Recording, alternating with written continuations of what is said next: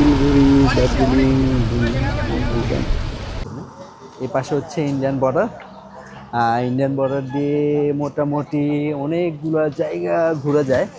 এখানে দেখা যাচ্ছে শিলিগুড়ি,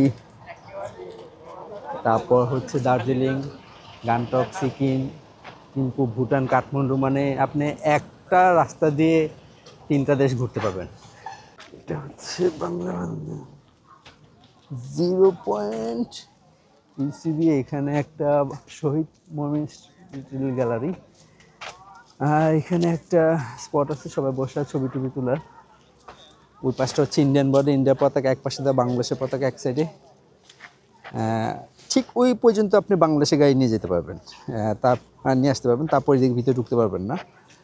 আর এই বর্ডার দিয়েই সাধারণত মূলত আপনি ইন্ডিয়া, দার্জিলিং, গ্যাংটক এবং নেপাল, ভুটান 2টা দেশ যাওয়ারই রাস্তা আছে। তো সবচেয়ে মজার বিষয় হচ্ছে আপনি এই একটা রাস্তা দিয়ে, সাধারণত আপনি এই রাস্তা দিয়ে প্রায় নেপাল, ভুটান, ইন্ডিয়া 3টা দেশ ভ্রমণ করা যায়।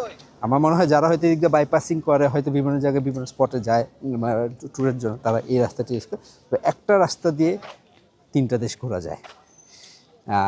ইচ্ছা আছে সামনে যদি ইন্ডিয়া যদি ট্যুরিস্ট ভিসা ওপেন করে দেখবে, ইন্ডিয়া ভ্রমণ করে আসবে ভাবতেছি আর কি। তো এটাই মোটামুটি তেঁতুলিয়া স্পটগুলোর মধ্যে আমাদের লাস্ট ভ্রমণ। এরপর এরপর সরাসরি দিনাজপুর চলে যাব। সো আশা করি সবাই ভালো থাকবেন।